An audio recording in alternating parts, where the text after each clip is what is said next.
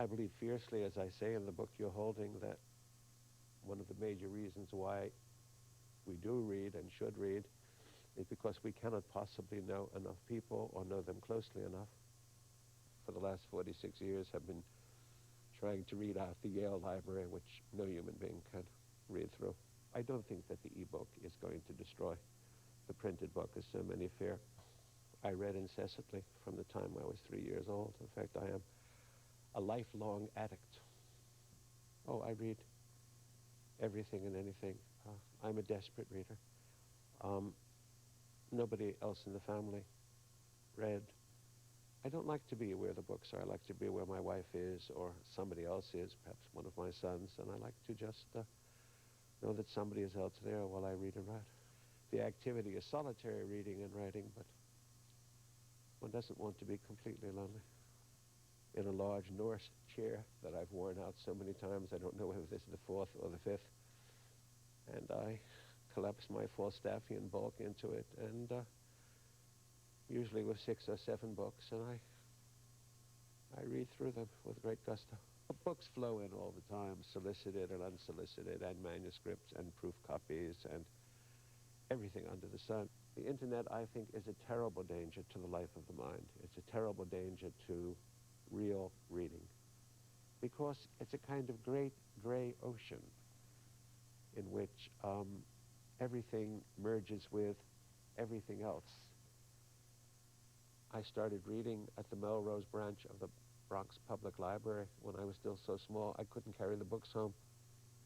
Indeed, whatever your politics are, whatever your aspirations are, take Dante for your textbook, take Shakespeare for your textbook, take Cervantes or Chaucer or Homer, or indeed the Bible, not as fundamentalists read it, but as we ought to read it. Take indeed the best that has been written for your textbook and educate yourself from it. And I taught myself to read Yiddish when I was about 3, Hebrew when I was about 4, and English when I was about 5. And since I reread everything I really care for 20 or 30 times, probably I have it memorized by now, because the sheer carnage of it, though it is intensely stylized, is nevertheless overwhelming. It's shocking. It's horrifying.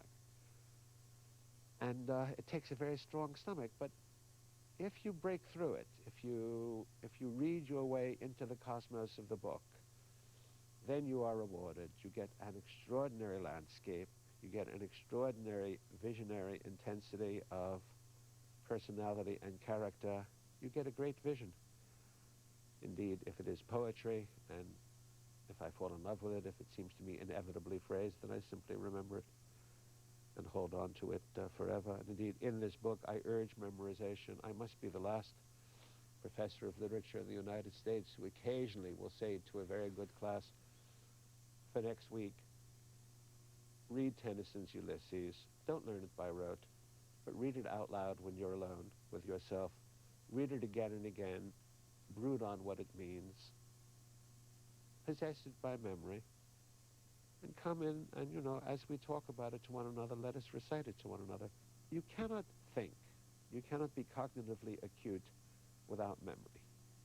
Remembering is absolutely essential to thinking.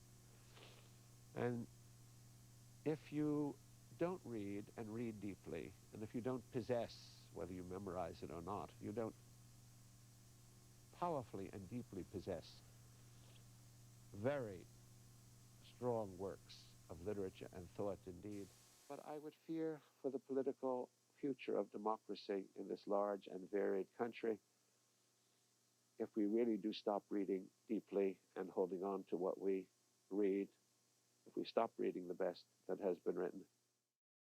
I want to be totally lost and absorbed in it. I want it to take me over, though at the same time I want to maintain my critical faculties, but I don't want distractions if I can possibly avoid having distractions.